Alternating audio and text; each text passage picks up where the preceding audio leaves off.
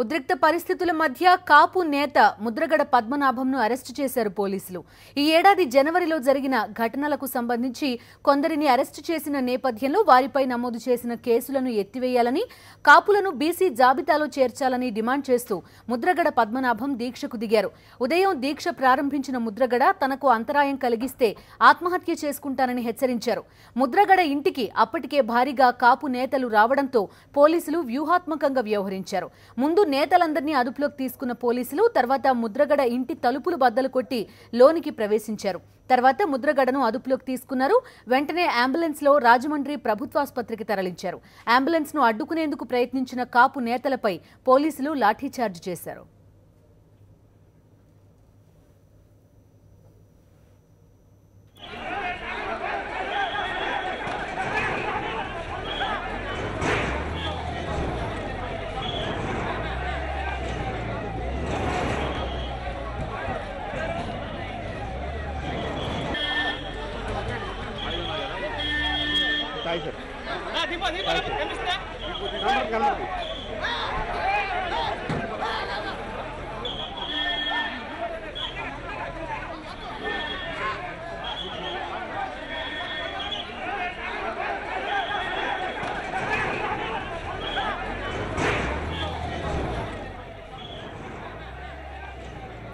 ఉద్రిక్త పరిస్థితుల మధ్య కాపు నేత ముద్రగడ పద్మనాభంను అరెస్టు చేశారు పోలీసులు. ఈ ఏడాది జనవరిలో జరిగిన ఘటనలకు సంబంధించి కొందరిని అరెస్టు చేసిన నేపథ్యంలో వారిపై నమోదు చేసిన కేసులను ఎత్తివేయాలని, కాపులను బీసీ జాబితాలో చేర్చాలని డిమాండ్ చేస్తూ ముద్రగడ పద్మనాభం దీక్షకు దిగారు.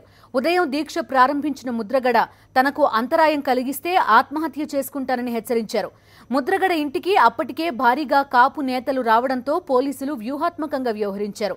ముందు నేతలందరినీ అదుపులోకి తీసుకున్న పోలీసులు తర్వాత ముద్రగడ ఇంటి తలుపులు బద్దలు కొట్టి లోపలికి ప్రవేశించారు.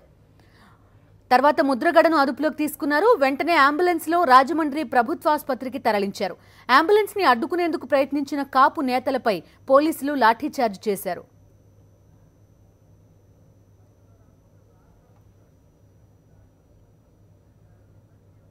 మరింత సమాచారాన్ని మా కరెస్పాండెంట్ రాజు కిర్లంపూడి నుంచి అందిస్తారు. రాజు, చెప్పండి, ముద్రగడ ఎక్కడున్నారు, ఆయన భార్య ఎక్కడున్నారు, మిగతా కాపు నేతలంతా ఎక్కడున్నారు, మీ దగ్గర ఎలాంటి సమాచారం ఉంది?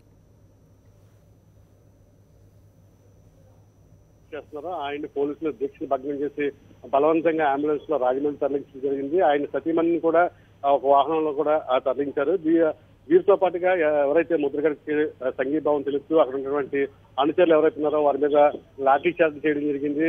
ముద్రగడ వెహికల్ ని వీరంతా కూడా అడ్డుకోవడం జరుగుతూ ఒక్కసారిగా పోలీసులు వారి మీద లాఠీ చేసి వారందరినీ కూడా అందులో తీసుకుని ప్రత్యేక వాహనాల్లో కూడా వారిని రాజమండ్రి తరలించడం జరిగింది. అయితే అక్కడ ముద్రగడ పద్మనాభం పురుగుల మంది సేవించారన్న ఒక వార్తలు గుప్పమనడంతో పోలీసులు ఆ కాలంలో కూడా ప్రస్తుతం ఆయన ప్రభుత్వ ఆసుపత్రికి తరలించి ఆయన పాయిజన్ తీసుకున్నారా లేదా అనేది వైద్య పరీక్షలు ప్రస్తుతం నిర్వహిస్తున్నారు. ఆ తర్వాత వచ్చిన రిపోర్ట్ తో పాటుగా పోలీసులు సిఐడి కార్యాలయం తరలిస్తారని చెప్పి సమాచారం ఉంది.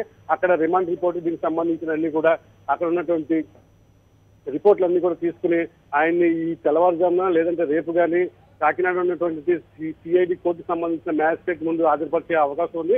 మొత్తం మీద చూసినట్లయితే ముద్రగడ దీక్షను బలవంతంగా భగ్నం చేయడంతో జిల్లా వ్యాప్తంగా ఒక ఉత్కంఠ వాతావరణం నెలకొంది.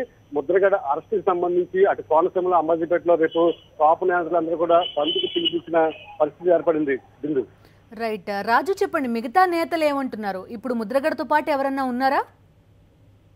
ఖచ్చితంగా ముద్రగడతో పాటుగా ఎవరైతే కాపు సద్భావన సంఘానికి సంబంధించిన వైవి దాస్ తో పాటుగా చాలా మంది నేతలు ఆయనతో పాటు ఉన్నారు. అయితే ఆయన అంబులెన్స్ లో తరలించడంతో మిగతా వాహనాలందరూ కూడా ఇతర వాహనాల్లో తరలించి తీసుకెళ్లడం జరిగింది.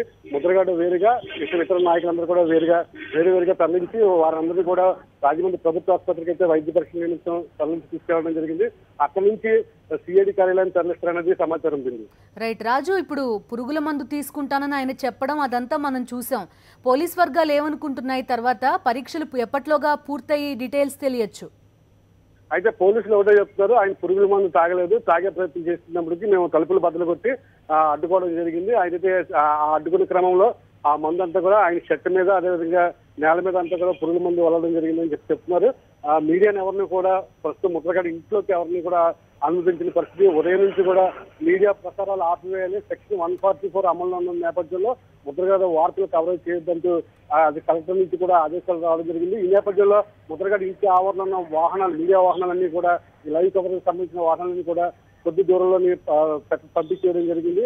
ఆ తర్వాత అక్కడి నుంచి కూడా ఎటువంటి లైవ్ ప్రసారాలు ఇవ్వద్దని చెప్పి పోలీసులు ఆదేశాలు జారీ చేయడం జరిగింది. బిందు. రైట్ రాజు, ఇప్పుడు ముద్రగడ భార్య ఆమె ఎక్కడున్నారు? ఆమె ఏడుస్తున్న దృశ్యాలు కూడా అందరినీ కలిచివేస్తున్న పరిస్థితి. ఖచ్చితంగా ఏదైతే ముద్రగడ గతంలో దీక్ష చేశారో ఆయనతో పాటు ఆయన సతీమణి కూడా దాదాపు 3 రోజుల పాటు పరీక్షలకు దీక్షలో పాల్గొన్నారు. ప్రస్తుతం ఆ దీక్షలు చేస్తున్న సమయంలో ఆమె అనారోగ్యంగా కాస్త క్షీణించడంతో అప్పుడు ఉత్కంఠ వాతావరణం నెలకొన్న పరిస్థితి ఉంది.